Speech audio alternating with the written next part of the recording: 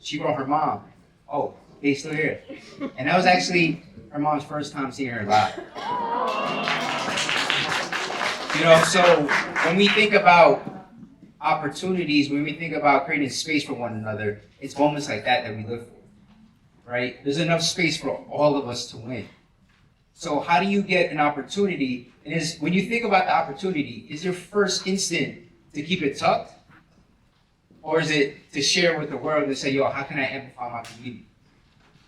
So as we continue to go through the entire programming, I want us to just keep that in mind. If there's somebody in the room that you appreciate, that you might have seen their content online, that you haven't had a chance to reach out to them or connect with them or collab with them, tell them about it. Give them their flowers. Spread that love and kindness, because it's going to come back literally full circle. So I'm excited. I'm thrilled. I was in the back watching this. I'm like, oh, I'm an interview right now. Let me just get together and stuff. But we are going to be kind of going through the programming. For those who just are joining us, my name is Christian. I'm the founder of Off the Cuff. And Off the Cuff, I appreciate that. Family's here. And our mission is simple, right? How do you continue to spread love and gratitude by giving people their flowers and build community through that? So I'm excited to bring on the next panel here. It's going to be breaking into wealth. How do you develop a relationship with money? What is your relationship with money? I think for a lot of us, we didn't get taught that, because sometimes we don't really come from much, right? And we have to grow into that. And it took me a while to really develop that. I think I'm still in the process of understanding what that relationship is.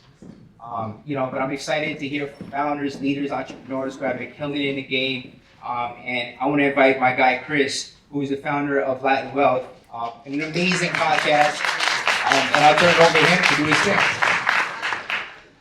Thank you. Beautiful event. I'm excited about this conversation that we're going to get into today. Like Christian said, this panel is specifically about breaking into wealth. We're going to be talking about having a positive relationship with money, and also getting to the bag, getting access to capital and resources. All right, so very excited about this conversation. So let's bring up some of our people from the panel. First off, I want to bring up Brittany Chavez, who is the founder and CEO of Shop Black X and our Baristo.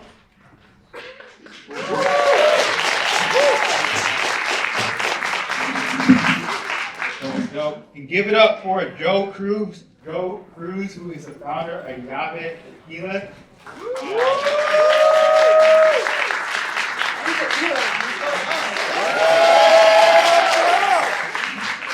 And fun fact about Joe and Yabe Tequila, they received first place in the World Spirit Competition in 2020. First place. Oh, wait, 2020, 2021. Next up, I want to bring up Julie Alma, Investing Latina, who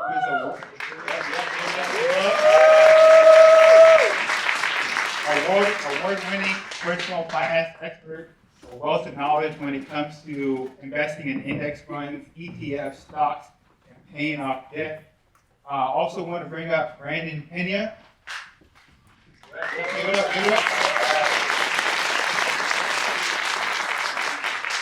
CEO and founder of 787 Coffee, over 22 coffee locations across the United States and in Puerto Rico as well.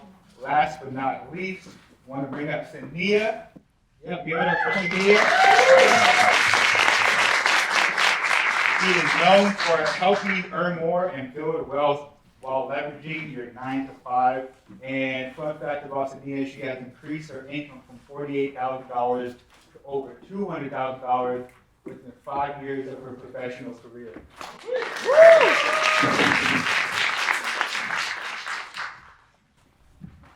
Cool. So we can jump into it. One of the things I wanted to start off with is the word wealth, right? When we think of the word wealth, everybody has their own definition and everybody has their own thoughts about it, right? And for some of us that may not have the best relationship with money and wealth and whatnot, when we think of wealth, we may think of maybe people that don't look like us, right? Maybe older white men, maybe guys that got money, and maybe it's a word that we don't really connect with. But the point of me bringing that up is, and having this conversation is, there's people that look like us that come from where we come from that have reached that level that we want to reach, right? So with that being said, I want to kick off this conversation with, what does the word wealth, what does it look like for each one of you guys? Lovely. Thanks for the invite. Very happy to be here. My first question is, where's the tequila? Did you bring some for us? There's no elevator, so we have to bring up the damn steps. Wealth. So, as a human, I think it's family, moments, creation of spectacular moments with the people that you love. But in order for me to create those beautiful moments with the people that I love, it could be my coworkers, my family, my friends, we need cash. We need the greens. And I was really, really lucky to learn this very early in my life. I am Mexican, and I come from a single mother that worked really, really, really, really hard to give me the best she could possibly provide.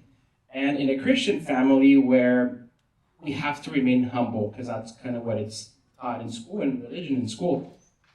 And then in a couple of years, 15 years ago, I moved to China, and I developed a wonderful relationship with money. And my relationship with money now, it's the best relationship I can ever have. Money loves me, and I love money.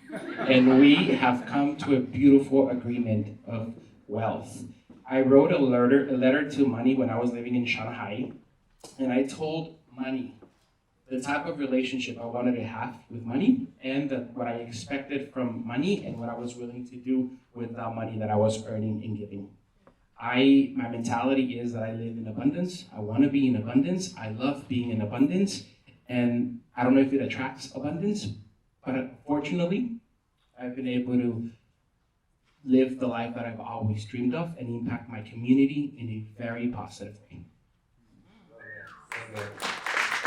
That was beautiful. Thank you. To me, wealth looks like community, freedom, and time. So in my journey of creating Shop Latinx, I'm one of, I think, less than 1% of Latinas that was able to raise over $1 million in venture capital. I did this and we closed around 2 years ago. Hold on. Don't skip over that. You said you're one of the few Latinas. Come on, give it up for that.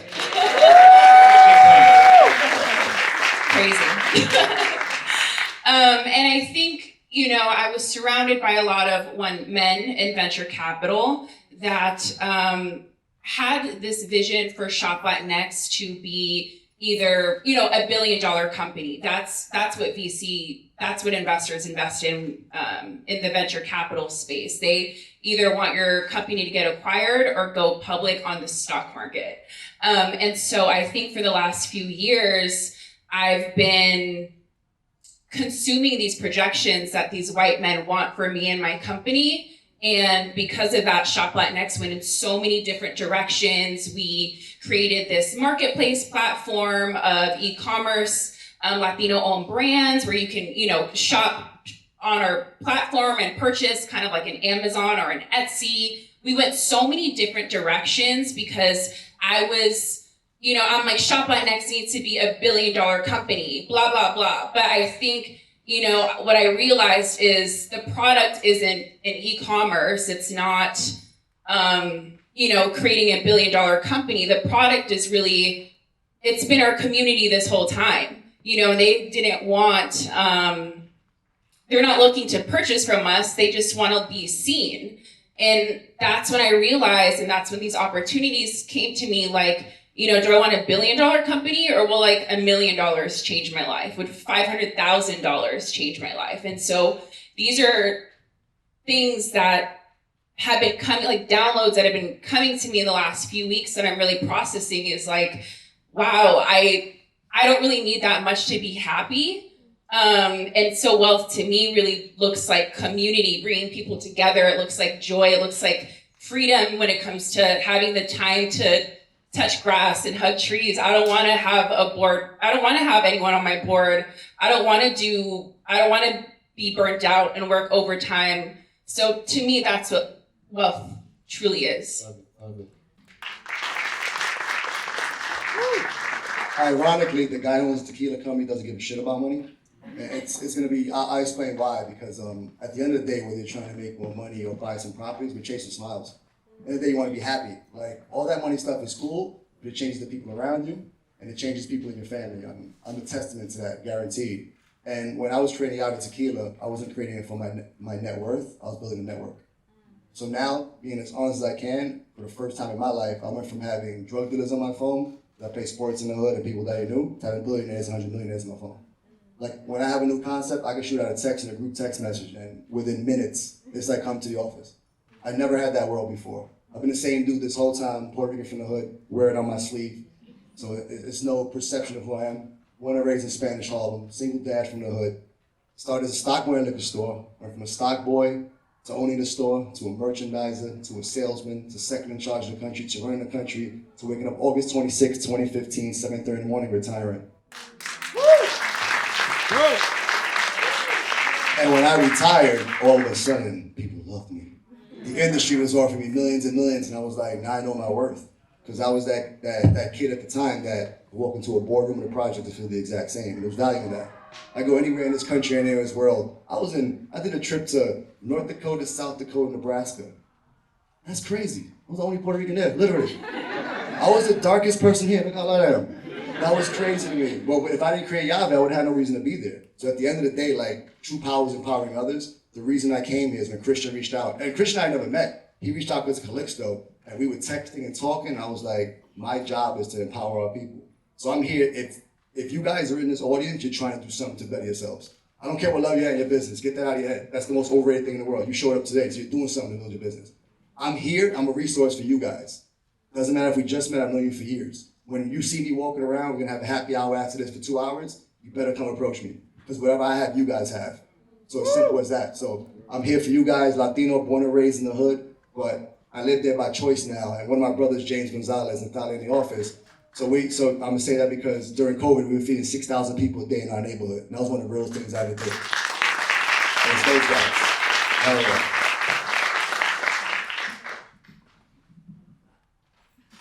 To me, the word wealth really means access and knowledge. And I think when I started investing Latina in 2019, I felt like that was really missing in my community, within my own small circle of people. I felt like there wasn't this education that we really needed in order to go from being an immigrant like I am to really being a millionaire, right? Or to even having a business that can be profitable. And I think when I started it all, it was with that intention, like, I want to learn, and I also want to bring people with me. And I think that's the best thing that we can do if we really are truly after building wealth, you really have to build community, you have to build connections, and you have to share every step of the way. And, I think it has worked for me in a lot of ways. And of course, there are so many ups and downs when we talk about money. I'm sure we're gonna get into it. But ultimately, you keep going, right? And you keep sharing and you keep connecting with people and you look for those opportunities. So always looking to further your knowledge and always looking to see where you can find a little bit of access to get to that next level is what it is all about.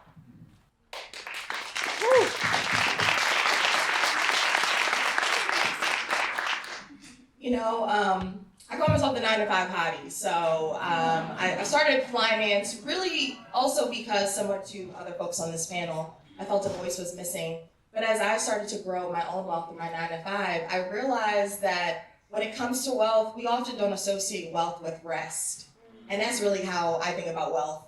I don't necessarily have a number in mind when I think about my own wealth journey, but I know for me it means undoing the legacies of work that I come from, right? I come from generations of women who have had to sacrifice their entire lives for work, for family, for uplifting others. So what does it mean for me to reclaim my time, my energy, and to have the option to do nothing, to say, F this 9-to-5, F the corporate ladder, F these expectations that other people have placed on me as a Black woman. So that's what it is. That's what I see myself doing with finance and helping other women see that we don't have to live in these ideas of being underworked and overworked and underpaid.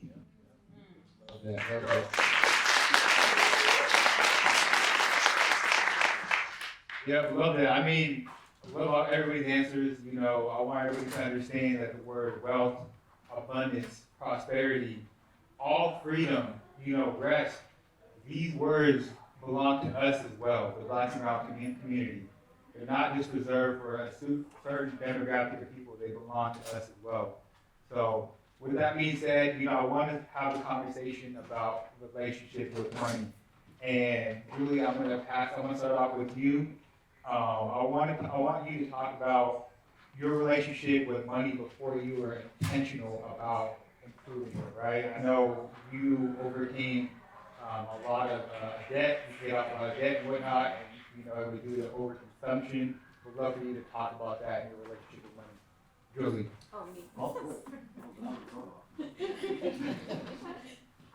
Yeah, I definitely had an interesting beginning to adulthood.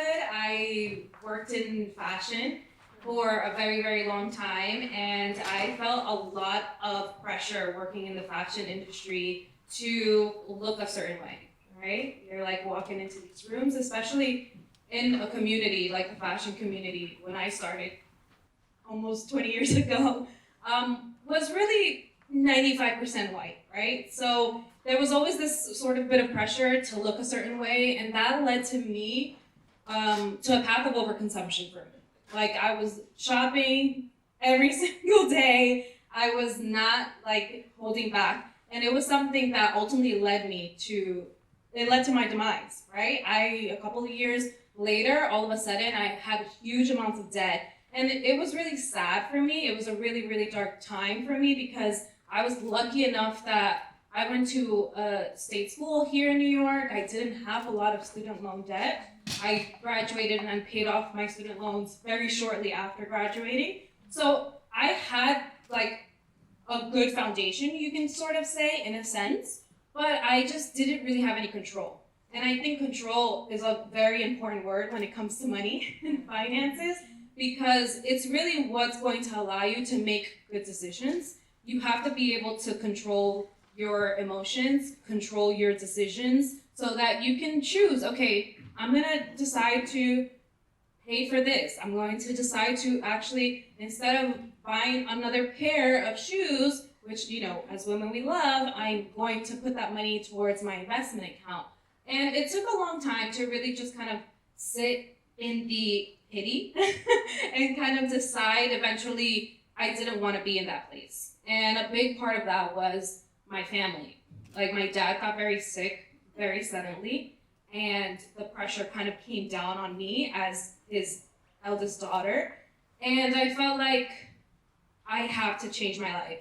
And so I started really making better choices. I went on a sort of hiatus from shopping. I just decided to learn how to budget because it was just something that we didn't really grow up learning about. I never had a personal finance class ever to this day. I mean, it's the reason why I teach it, because I didn't have it in high school, I didn't have it in college, ever. So I really, based on those things, those circumstances, some of them were choices that I made, and some of them were things that just happened. I really had to make the decision to really make a change and move forward and not be so hard on myself for the decisions that I made and the bad choices and the bad things that happened to me. And that's when I decided to really take things seriously. I upped my 401k. I was like, that's it. I was going crazy, kind of moving up the ranks at work in my career, looking for new work, extra work. And I was able to really just, by busting my butt for a couple of years, I got out of that debt, and I was in a place where I actually felt the liberty and the freedom to sort of semi-retire from my career. And so I said, okay, you know, this is something that I've been doing for a very long time. I've been working in fashion for 15 years, and I kind of want to do something different. I want to take a little bit of a break And I have the money to do that now. And being able to have that flexibility in that space also led me to starting my company. And so I always try to tell people, like, I know that sometimes it feels really hard, especially if you're like in a mountain of debt, but I promise you that you just start kind of like thinking logically, making small, important decisions, and you can completely change things around. Just a quick follow-up question. Were you like in some type of community to help keep you focused or, lean on for other resources, or were you just all by yourself? You know, I wish I did have support, because I think if I would have had support in the earlier part of me having so much debt, I probably wouldn't have struggled so much mentally. Like, my mental health really went to shit, honestly, because I was so focused on just building my finances and getting out of the hole that I put myself into. So I didn't have a community, but once I started investing Latina, that's when I started meeting other people that were like-minded. And I was like, oh my God, this is so fun. This is so interesting. Like, we can talk about money and we can all be vulnerable and just keep learning and growing. So I do encourage people to, even if you feel the way that I perhaps have felt, where you were very ashamed of your situation, try to find some community and don't do it alone, because I did it alone for like 2.5 years and it really was super, super hard. I struggled in many different ways. So it took a little bit of work, and community helps you a little bit more. Just so you can call someone and be like, oh, like, should I make this payment or should I buy these shoes? And they'll tell you, keep going, make that payment, forget about the shoes, And also, rest. I wish I had someone to tell me, take a little bit of a break, take a little mini getaway so that you aren't struggling so much. So those are all things that when we're in it, we don't really see clearly, and that's why we need others to help us see more clearly. 100%. That delayed gratification is very important. So I want to pass it over to Brittany. When you were on the Black Walls podcast, you shared a super dope story about when you received the VC funding, right? When it hit your bank account. And Yeah. it's just an amazing story, but it's crazy because you said that you received over $1 million. Yeah, so I went from being on EBT, and the most money I've ever seen in my bank account was like the stimulus checks. So I was eating good in the pandemic, but that's the most money I've ever made. And then I go from that to then getting $1 million, and then there's like this whole press release that comes out, and then I post about it. But when I posted about it, I was in bed, like in fetal position, sobbing, because I'm like, what? You know what I mean? I just saw like these zeros and all this money, and I felt like, just like, I was being like suffocated, and oh my God, when I get a little teary, I just like reliving that, because I just felt like there was so much expectation from myself, from these investors, from my community, which I think was just false expectation that I made up in my mind to succeed. And it's not like, having that much money in your bank account just absolves all this trauma that you have with money. It doesn't make that pain go away, or that relationship just overnight go from, shitty to amazing. It actually revealed so much of the trauma that I had towards money. So, that $1 million, I mean, it exposed me to not only the financial trauma that I had, but the financial trauma that, my grandma was a serial overspender, and so was my mom, and, it was just really, and because of that, and with that $1 million, I immediately started going to therapy, and that's something that I used, so with that money, I invested so much into my mental health. I moved to Portland, Oregon with that money, so I'm extremely grateful, because it allowed me to get the help that I needed to even sit on this stage today, because it put me to thank you. it took me to like a pretty dark place, you know, and so to be able to like be in the woods, to experience what it's like to have a nice apartment, you know? Yeah. Yeah, well, you're good. No, I appreciate you. Thank you for your transparency.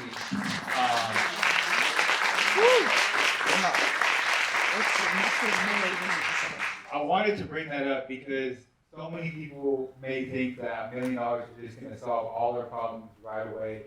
And I love the word that you said, that when you see that money, it exposes you and it exposes the trauma that you had overcome. And that I remember on the podcast, they were like, the work starts now. Overcoming the traumas, overcoming like everything that you've been through in the past. So thank you. Yeah, I mean, because, you know, I'm trying to run a company, trying to find like product market fit. Then I've never been a boss before, right? The highest level I ever made it to in the corporate world was an intern. So then I went from having to hire a team and then having to do my own self work in tandem. So it was like 3 things that I've never done before that I'm doing simultaneously. And then I'm looking at my bank account and I'm like, what is life right now? You know, and it's really hard. I'm still figuring it out, but I'm more confident now. 100%. Love it, love it. Sydney, I'm going to pass it to you. You mentioned, you know, growing up, you were raised around a lot of hardworking women. You didn't come from wealth. You have a very, very similar story. You said even at times growing up, you felt guilt and shame around money and whatnot. We'd love for you to speak on that and how you kind of overcame it. Yeah, I think for many of us, we carry shame around money. And I think for me, I was really fortunate, even though I grew up in a low income part of Baltimore. My family really shielded me from what was really happening financially in our household. And I see some head nods, so I'm sure others of us may feel that, right? Our parents or whoever those people that were that raised us didn't want us as young people, as children, to have to feel the burden of, you know, living on less. But it really wasn't until I got to college that I just struggled. I struggled a lot, right? My parents became sick. I became financially independent at like 19 years old, but here I was in an Ivy League institution and I felt so othered. I felt so marginalized. I was working multiple jobs every semester just to essentially be able to survive in that environment, right? It wasn't even about having just extra money. It was just about survival. I was that definition of a hardworking college student. So I think with that, I had felt, I think shame in terms of, here I was, a low-income Black woman, having this opportunity, right, that many people in my city would love to have, right? Here I am in Ivy League institutions, but I still feel like, oh my God, the goalpost just feels like it's getting further and further away from me, right? And then as I graduated, even being in my early 20s, I had no idea what I was doing, right? Like I was really grateful for the opportunities that I did have, but when it came to financial literacy, I was very illiterate in those areas, right? I didn't know how to budget. I didn't know how to maximize my salary. So, you know, those years were very trying for me. So I think in terms of overcoming it, I want to just echo what has kind of already been said. I think really investing in my mental health. But I think also just like having a vision for myself to say like, I am going to undo the legacies of struggle, okay? Struggle is going to be eliminated from my vocabulary. I don't know how I'm going to get there, but like I would just like write out these little affirmations to myself. I would put them all across like at that point, oh my God, I had 2 roommates. We were living in like a basement level apartment in Harlem. God, you know, like I just affirmed where I was going. I think similar to what Brandon said. I think I just started to speak life into what I wanted out of money, what I wanted out of my life, and I'm just very grateful that the universe aligned to give me a path forward.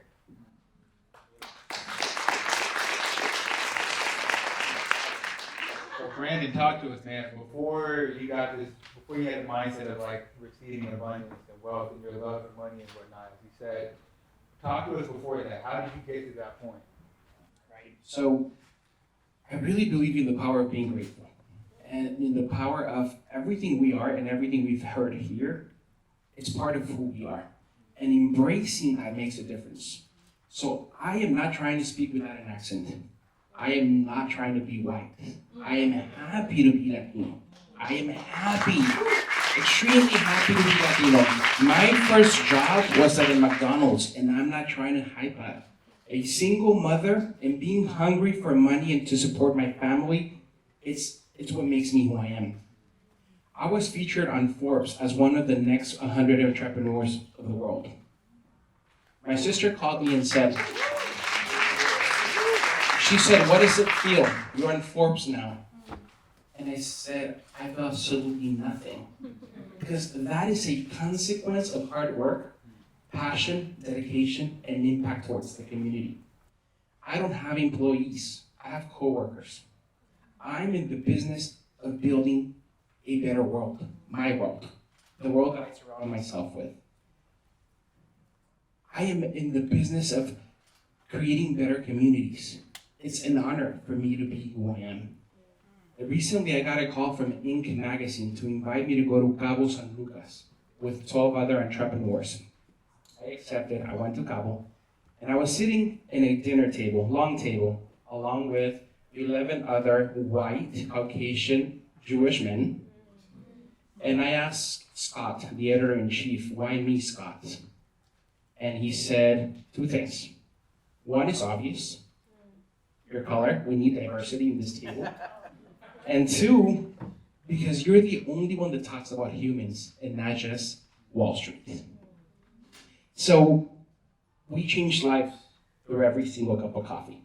We've bought a farm in Puerto Rico. We are investing in Puerto Rico. We are fortunate enough to have some of the best coffee in the world, not because it's Puerto Rican, but because it's the freshest. It's grown in the US, I can go on and so forth. But wealth is that part. It's being passionate of what you do, being passionate, creating a team, and then money will come. And then when money comes, the world, because it's wonderful, it will give you and teach you lessons, and it will put you on tests that you don't even know if you can actually overcome. We were doing so well in 2017. We had 4 coffee shops in New York City and 1 in Puerto Rico. And then Hurricane Maria destroyed our farm. I had nothing. I had to move out of the city. We had to close every single shop. And I thought, this is over. I can't. Everything I've worked for all my life is gone because in 4 hours, Hurricane Maria came out of my power, out of my control. I don't know absolutely nothing. I don't have anything anymore. And then I got a call from Tony, one of our coworkers, and said, Brandon, I didn't lose my house because of the hurricane. I lost my house because the mountain collapsed a few days after the hurricane, and I have nothing. And my 3-month-old baby, she doesn't have diapers or formula. And then I sat with Sam and we said, what do we do? My co-founder, he's here by the way. And I said, what do we do? And I didn't want to go to Puerto Rico. I hated Puerto Rico. I lost everything. And then that gave me true purpose of what we are and what we stand for. Wealth is a consequence of your work, of what you stand for. I wake up to drink coffee. Coffee doesn't wake me up. This is my passion. Every single illustration you see, I did it. I still get involved in the process, and I want to grow. And I was telling Alexio right now, we get messages from investors, and we get messages from people who want to partner that's come to LA. We haven't taken any money because I still want to be a Latino company. I still want to be funded by myself. I still want to have the power to say everyone takes a day off for Christmas without investors telling us how to run our wealth. So work harder than everyone else. Have a very clear path of where you're going. Focus on what you want. Be passionate and don't do it for the money. Wealth will come to you.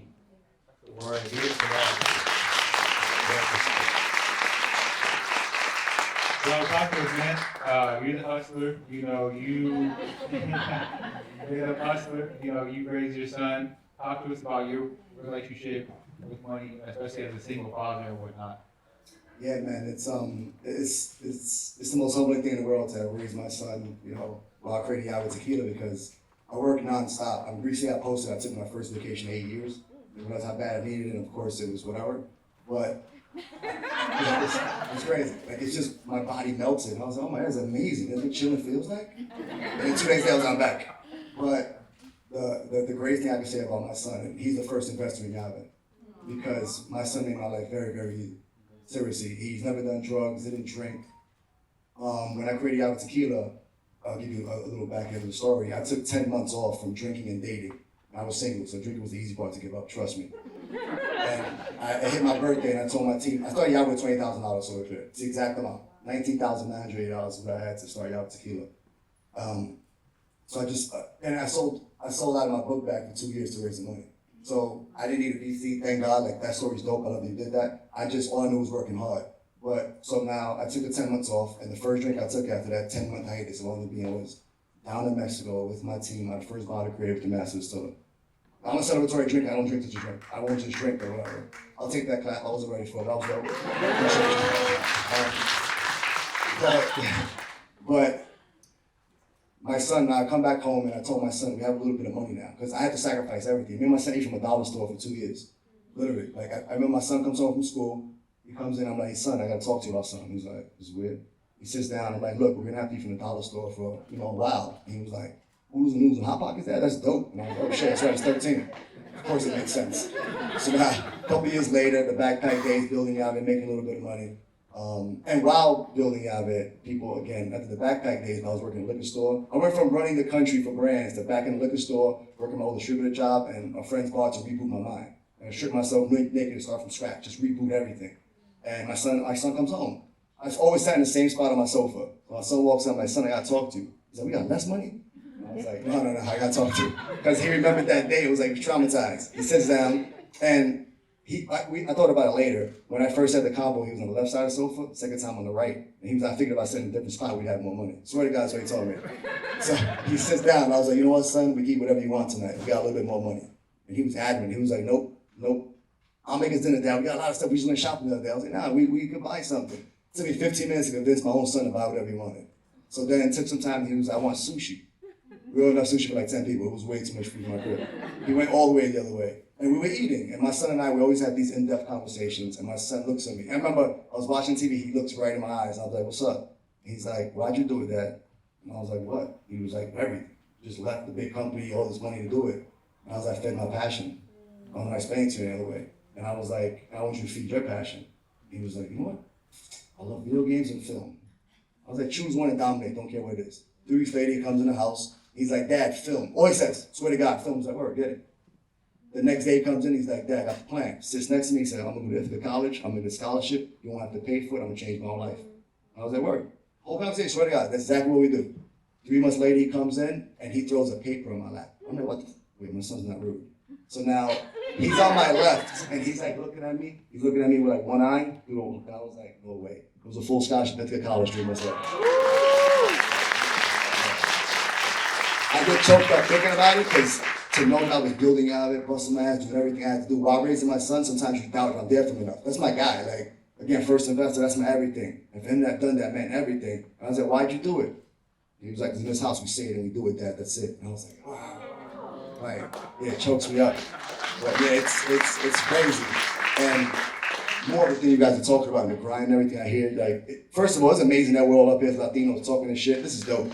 Seriously, like, this is humbling, because I travel the country doing this, and I'm usually like you, the darkest dude, and look how light I am. That's not cool. Like, I spoke at a Juneteenth event. I'm not black. They broke me up because they didn't have any diversity within the liquor industry. And the first thing I said was, guys, I'm not black at all, but I know about Juneteenth, let's have some fun. But I love the diversity here, we're having fun. But I need to give a shout out to somebody very important, because I told you guys that I like to open doors for people, I like to change lives. The tagline of Yave is unlock possibility for a reason. Because Yave means key in Spanish, of course. Most people in the room, like, you spelled it wrong. No, I did not. He spelled his right. I remember the other coffee guy we have here, he did like the Yave or whatever.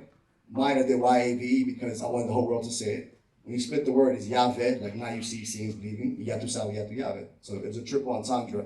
And it started because my best friend and I designed the bottle ourselves. Like, everything was through us. And unfortunately, he passed away August 7th, 2021, which changed my life because Brad was the guy who was always hyped, and I was like a robot. We got another state, let's go, keep going, keep going, keep going. I just kept, and when he passed, I had to become both people, so it was very humbling. But the first conversation we ever had, swear to God, about the Yave thing, I'm like, dude, we're gonna do the bottle ourselves. He was like, dude, that's crazy. I was like, this whole thing is crazy. Tequila on the sofa. The whole thing's crazy. Get over that already. So we're conversing and everything, and he was like, what do you envision? I was like, first of all, we need a logo. Like Nike, I need a Nike swoosh. I need something as we grow, people see the bottle with the whatever on it. I said, I'm gonna open doors for our people. Swear to God, maybe 45 seconds into the conversation, like, dude, we need a key. So the only jewelry I wear is not jewelry. It's the first key I've been made to remind me to struggle to get ahead.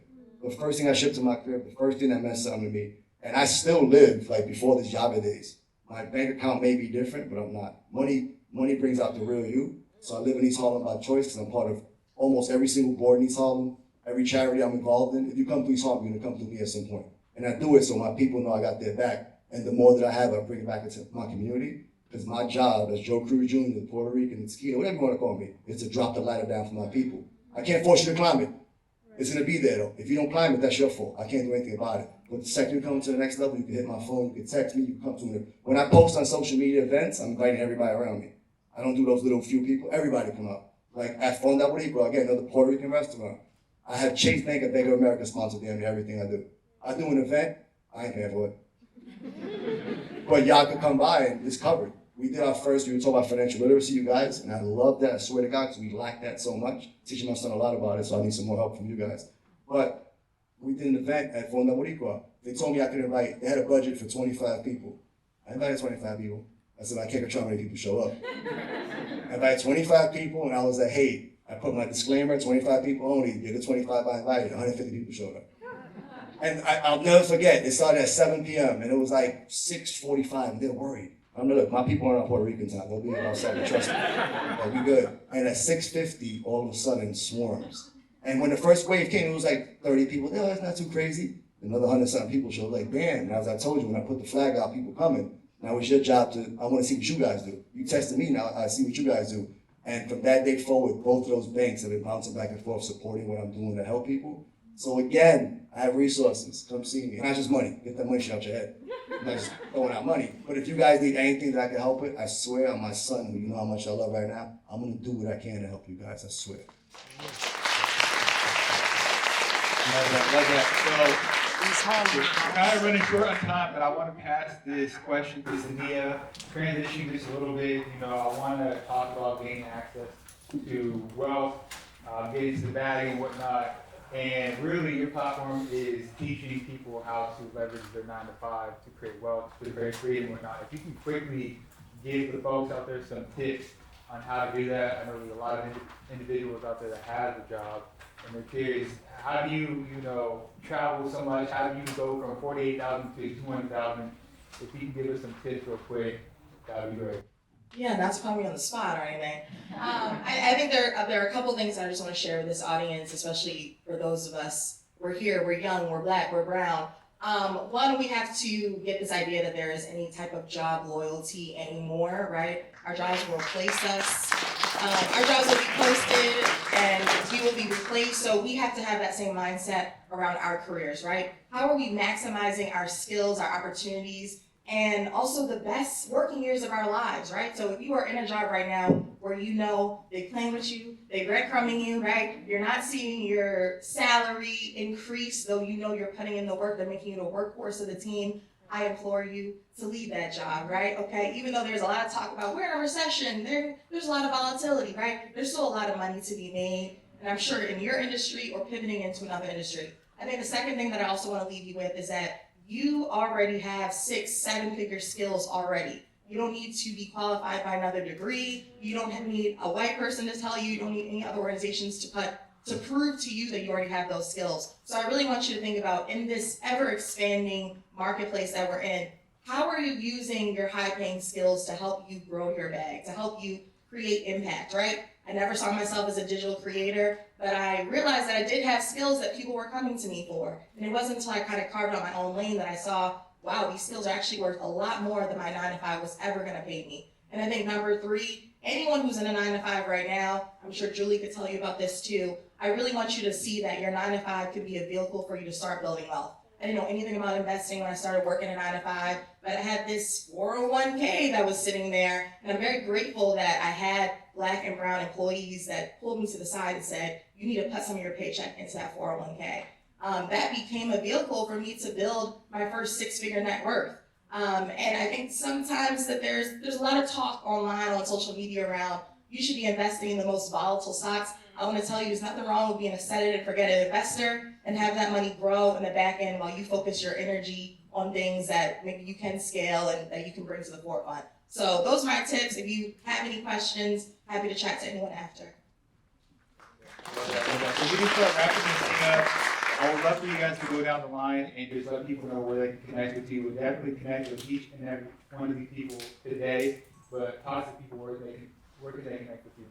Come visit me at 787 Coffee. We have 17 locations here. And then it's Soy Brandon Ivan. Soy Brandon Ivan on social media. Amazing. So you can follow us at Shop Latinx.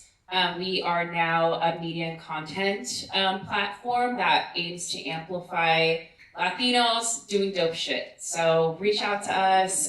Check out our pop-up at Shopify. So we have a whole pop-up of really cool brands that I've curated and you can shop from. And that's in Soho. And then personally, at Chavez Brit on Instagram. I mean, if you people haven't had Yava Tequila, this is bullshit. The Puerto Rican from the hood that made it to help the hood. So I'm just saying, it's at Yava Tequila, of course. My team runs that. My personal one is the real Joe Cruz Jr. And not because I think I'm a real dude. It was a Joe Cruz already. He just became the fake one by default.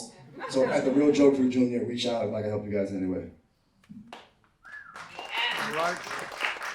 Thank you everyone for being here. I'm Julia Alma Taveras, founder of Investing Latina. That's where you can find me on all socials. And the only thing I want to always remind you guys is to keep investing. I'm Samia Elamine of Flynance. You can find Flynance across all platforms. And this week, I am actually launching my very first podcast, 9 to 5 Pod. So check it out. My name is Chris Belso, and you can find me on all platforms. And if you want to check out Black Wealth, it's available everywhere, Spotify, YouTube, and Apple Music. Thank you.